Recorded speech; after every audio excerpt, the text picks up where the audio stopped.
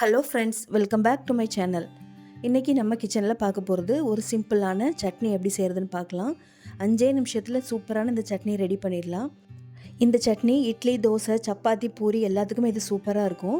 கண்டிப்பாக ஒரு வாட்டி ட்ரை பண்ணி பாருங்கள். நம்ம இட்லி, தோசைக்கு சாம்பார், குருமா அந்த மாதிரி தான் நம்ம ரெடி பண்ணுவோம். அது செய்கிறதுக்கு ரொம்ப டைம் எடுக்கும். ஆனால் நமக்கு டைம் இல்லாத நேரத்தில் இந்த மாதிரி சட்னி ரொம்ப யூஸ்ஃபுல்லாக இருக்கும். வீடியோக்குள்ளே போகிறதுக்கு முன்னாடி என்னோடய சேனலை சப்ஸ்கிரைப் பண்ணாதவங்க மறக்காமல் சப்ஸ்கிரைப் பண்ணிக்கோங்க. வாங்க இப்போ இந்த சட்னி எப்படி செய்கிறதுன்னு பார்க்கலாம்.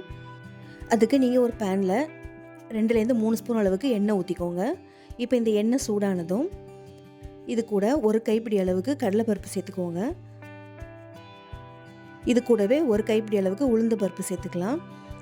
இந்த 2 பருப்புமே உங்கள் இஷ்டம் தான், எவ்வளோ நாள் நீங்கள் சேர்த்துக்கலாம்.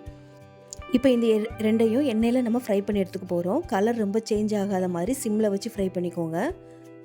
இப்போ ரெண்டுமே நல்லா ஃப்ரை ஆகி வந்துடுச்சு. இப்போ இது கூட கட் பண்ணி வச்சுருக்க தக்காளி சேர்த்துக்கலாம். நான் ஒரு 4 தக்காளி பழம் எடுத்திருக்கேன், அதை இதில் சேர்த்துக்கோங்க. நம்ம இதில் வெங்காயம் சேர்க்க போகிறதில்ல, அதனால் தக்காளி மட்டும் தான் சேர்த்துருக்கோம். அதனால் 4லேருந்து 5 தக்காளி பழம் சேர்த்துக்கோங்க. இப்போ இதை லைட்டாக மிக்ஸ் பண்ணி விட்டுட்டு இப்போ இது கூட ஒரு கைப்பிடி அளவுக்கு கொத்தமல்லி இலை சேர்த்துக்கலாம்.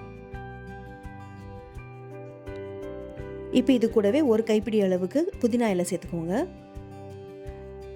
ரெண்டுக்குமே அளவு இல்லைங்க, உங்கள் இஷ்டம் தான், எவ்வளோ நாளும் சேர்த்துக்கலாம். கூடவே ஒரு கைப்பிடி அளவுக்கு கருவேப்பிலையும் சேர்த்துக்கலாம்.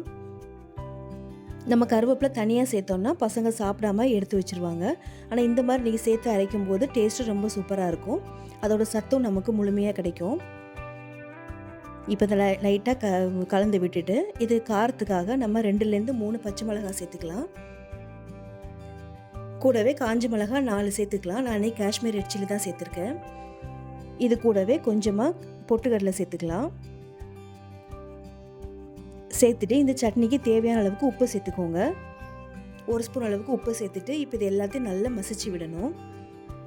நம்ம சேர்த்துருக்க தக்காளி, புதினா, கொத்தமல்லி எல்லாமே நல்லா வதங்கி வரணும். அதுக்கு ஒரு 2லேருந்து 3 நிமிஷம் தாங்க ஆகும். அதுக்குள்ளே நல்லா நமக்கு வதங்கி வந்துடும்.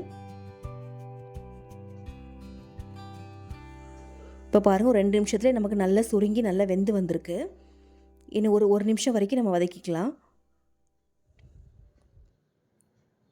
இப்போ பாருங்கள், நமக்கு எல்லாமே நல்லா வதங்கி வெந்து வந்திருக்கு. இப்போ இதை ஒரு மிக்ஸி ஜாருக்கு மாற்றிக்கலாம். நல்லா ஆற வச்சுட்டு சேர்த்துக்கோங்க. சேர்த்துட்டு இதே மாதிரி குறப்பாக அரைச்சி எடுத்துக்கோங்க. அவ்வளோதாங்க, நம்மளோட சிம்பிளான சூப்பரான சட்னி ரெடி ஆகிடுச்சு. இது செய்கிற டைம் ரொம்ப கம்மி தான், ஆனால் டேஸ்ட்டு ரொம்ப சூப்பராக இருக்கும். தோசை, இட்லிக்கெலாம் ரொம்ப அருமையான சைட் டிஷ் இது. கண்டிப்பாக ட்ரை பண்ணி பாருங்கள். இதே மாதிரி சிம்பிளாக சூப்பரான சட்னி ரெசிபிலாம் நம்மளோட சேனலில் இருக்குது. கண்டிப்பாக நீங்கள் அதையும் போய் செக் பண்ணி பாருங்கள். என்னோடய வீடியோ உங்களுக்கு பிடிச்சதுன்னா மறக்காமல் லைக் பண்ணி ஷேர் பண்ணுங்கள். தேங்க்ஸ் ஃபார் வாட்சிங்.